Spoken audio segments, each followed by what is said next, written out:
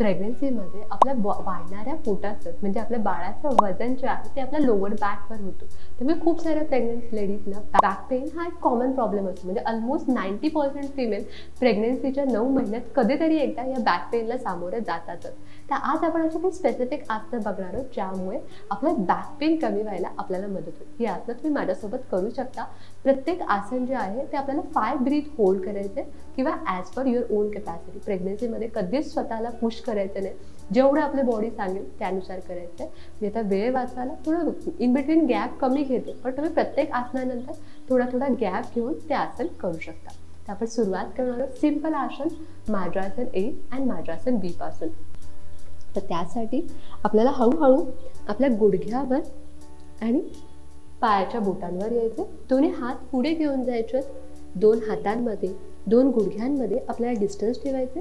पायाची बोटं पाठवून रिलॅक्स ठेवायचे की दोन्ही हात परपॅन्डिक्युलर आहेत, दोन्ही पाय परपॅन्डिक्युलर आहेत. हाताची बोटं जी आहेत ते प्रेग्नन्सीमध्ये जेव्हा मार्जासन करतो तेव्हा स्प्रेड ठेवायचे, म्हणजे आपल्याला छान ग्रिप मिळते. हळूहळू आपली मान जी आहे ती वरती घेऊन जायची आणि लोअर बॅक खालती.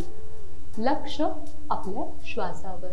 एक 5 ब्रीथ झाले की तुम्हाला हळूहळू दोन्ही हात 1 पाम डिस्टन्स पाठी घेऊन जायचे. हानुवटी कंठात लॉक करायचे आणि अप्पर बॅक वरती काढायचे. आपले दोन्ही हात पाठी न्यायचे 1 पाम डिस्टन्स. हानुवटी कंठात लॉक करायचे आणि अप्पर बॅक वरती काढायचे. मार्जासन ए बी आपल्या बॅक पेन सोबतच आपल्या थायरॉइड ग्लँडचं सिक्रेशन छान व्हावं ह्यासाठी सुद्धा बेस्ट प्रॅक्टिस आहे. त्यामुळे हे प्रॅक्टिस तुम्ही एका वेळी 2 सेट्स करू शकता आणि दिवसातून 2दा करायचा प्रयत्न करा. त्यामुळे तुम्हाला बॅक पेन कमी व्हायला मदत होईल. नेक्स्ट आसन आपण करणार पर्वतासन. तर त्यासाठी तुम्हाला जस्ट आपला उजवा पाय फोल्ड करायचे, आपल्या डाव्या मांडीच्या वरती ठेवायचे. आपण अर्ध पद्मासनच करतो प्रेग्नन्सीमध्ये.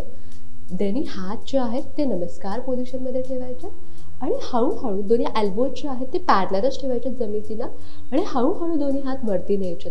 कपाळाच्या वरती गेलो की हात डोक्याच्या वरती न्यायचे. वरून कुठेतरी खेचतंय असं फील करायचे अँड होल्ड करायचे. मग हळूहळू दोन्ही हात खालती घेऊन यायचे. एक 5 काउंट झाले की आणि सेम प्रॅक्टिस तुम्ही डाव्या साईडने सुद्धा करू शकता.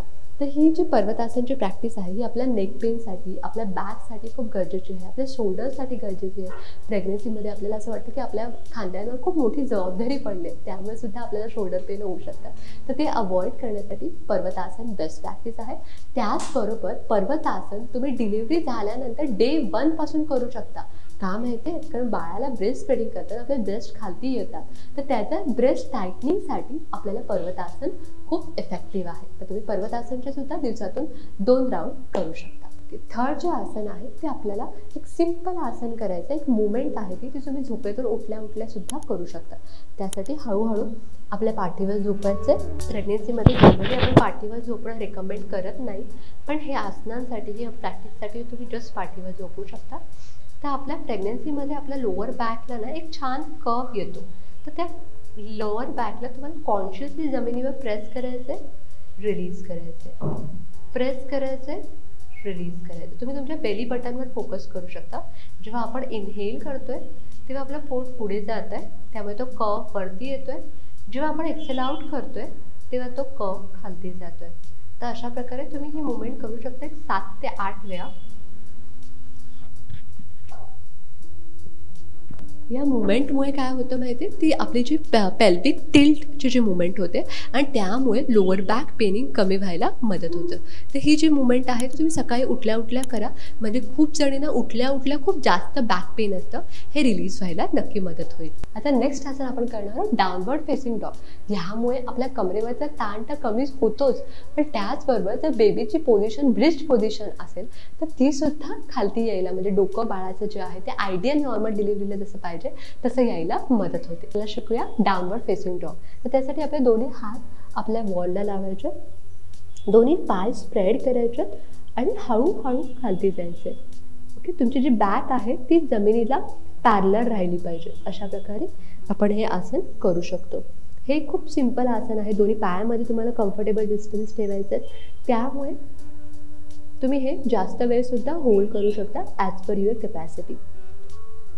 जर बाळाची पोझिशन प्रॉपर करावी ह्यासाठी तुम्ही जर हे आसन करत असाल तर त्यावेळेला तुम्ही हे दिवसातून 3-4 वेळा करा.